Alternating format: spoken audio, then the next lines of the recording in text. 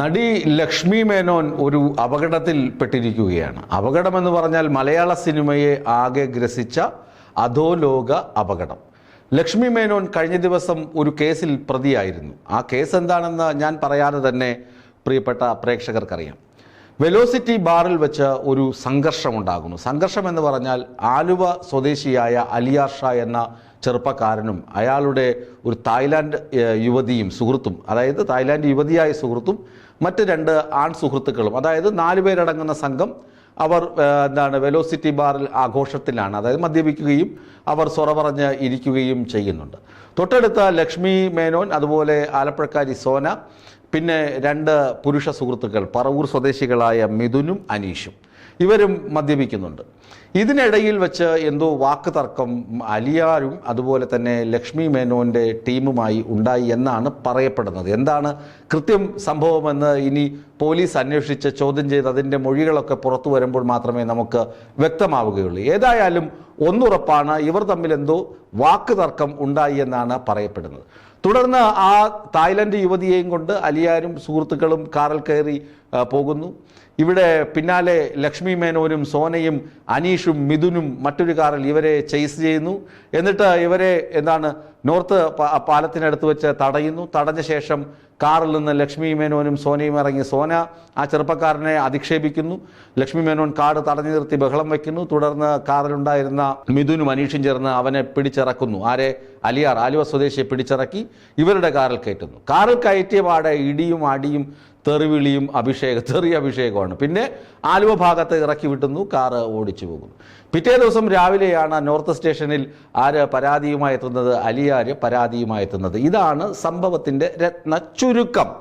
Velocity ബാറിൽ വെച്ച് യുവതികളടങ്ങിയ ഒരു സംഘം മറ്റൊരു സംഘവുമായി തർക്കത്തിലേർപ്പെടുന്നു. തർക്കത്തെ തുടർന്ന് കാറിൽ പോകുന്ന ചെറുപ്പക്കാരനെ തടഞ്ഞു നിർത്തി തട്ടിക്കൊണ്ടുപോയി മർദ്ദിക്കുന്നു, വഴിയിൽ ഉപേക്ഷിക്കുന്നു.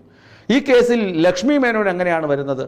ലക്ഷ്മി മേനോൻ കാറിനകത്തുണ്ടായിരുന്ന കാര്യം ലക്ഷ്മി മേനോൻ നടിയാണെന്ന് ഒന്നും അലിയാർ എന്ന് പറയുന്ന പരാതിക്കാരൻ പറഞ്ഞിട്ടില്ല.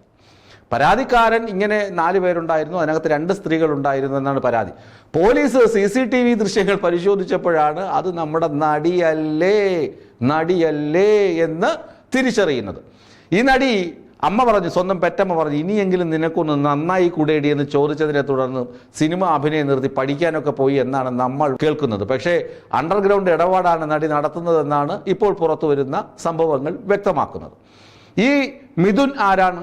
2023 നവംബറിൽ തൃശ്ശൂരിൽ വെച്ച്, അതായത് ഒരു സ്വർണ്ണ വ്യാപാരിയിൽ നിന്ന് 224 ഗ്രാം സ്വർണം, അതായത് സ്വർണം പൊട്ടിക്കൽ, അതിൽ പ്രതിയായ വ്യക്തിയാണ് മിഥുൻ. മിഥുന് വന്ന് അയാളുടെ ആ സ്വർണ്ണ വ്യാപാരിയുടെ അടുത്ത സഹയാത്രികനായിരുന്ന വിനീഷ് കുമാറും കൂടി ചേർന്ന് ഒപ്പിച്ച പണിയാണത്.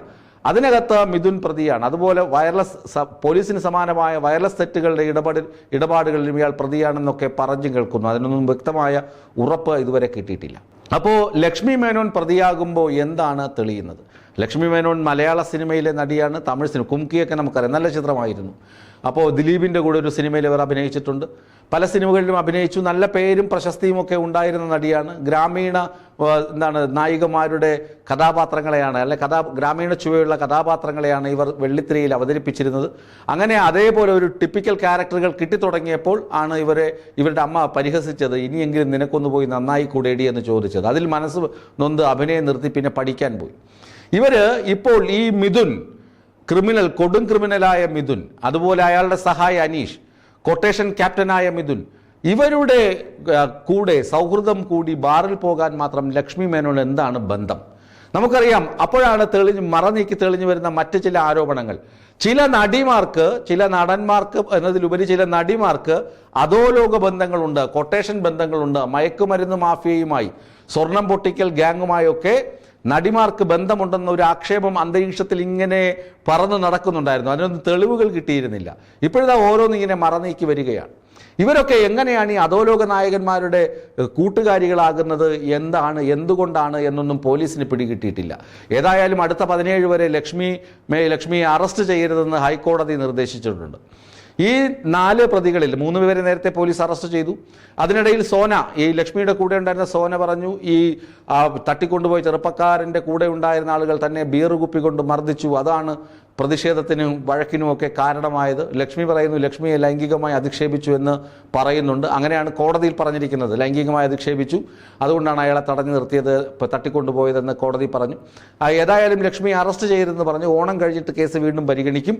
ലക്ഷ്മി ഈ കോടതി ഇനി പറയും ലക്ഷ്മിയെ അറസ്റ്റ് ചെയ്യേണ്ടതുണ്ട് എന്ന് പറയുകയാണെങ്കിൽ ലക്ഷ്മിയെ അറസ്റ്റ് ചെയ്ത് പോലീസിന് ഭേദ്യം ചെയ്യേണ്ടി വരും. അപ്പോൾ കാര്യങ്ങൾ കുറെ കൂടി പുറത്തു വരും. ഏതായാലും മലയാള സിനിമ മേഖലയെ ആകെ നാണം കെടുത്തുന്നതാണ് ലക്ഷ്മി മേനോനും ഈ അധോലോക നായകന്മാരുമായുള്ള ബന്ധമെന്നത് പകൽ പോലെ സത്യമാണ്. അത് അമ്പമ്പേ നാണക്കേടെന്ന് പറയാതിരിക്കാൻ ഒരു നിവർത്തിയുമില്ല. കോടികളുടെ ആസ്തിയും ലക്ഷങ്ങളുടെ പ്രതിഫലവും ഒക്കെ വാങ്ങുന്ന ഈ നടിമാർ ഇങ്ങനെ അധോലോക നായകന്മാരുടെ കളിത്തോഴികളായി ബാറിലും പബ്ബിലുമൊക്കെ പോകുന്നത് എന്തിനാണ് എന്ന് ആർക്കും അറിയില്ല. ഏതായാലും മയക്കുമരുന്ന് മാഫിയ ബന്ധം സിനിമയിൽ ആരോപിക്കപ്പെടുന്നുണ്ട്. അതുപോലെ കള്ളക്കടത്ത് ബന്ധം ആരോപിക്കപ്പെടുന്നുണ്ട്. കള്ളപ്പണ ഇടപാട് ആരോപിക്കപ്പെടുന്നുണ്ട്. അത്തരം ഇടപാടുകളിൽ ഇങ്ങനെയുള്ള നടിമാർക്ക് എന്തെങ്കിലും പങ്കുണ്ടോ എന്നുകൂടി പോലീസ് അന്വേഷിക്കുന്നുണ്ട്.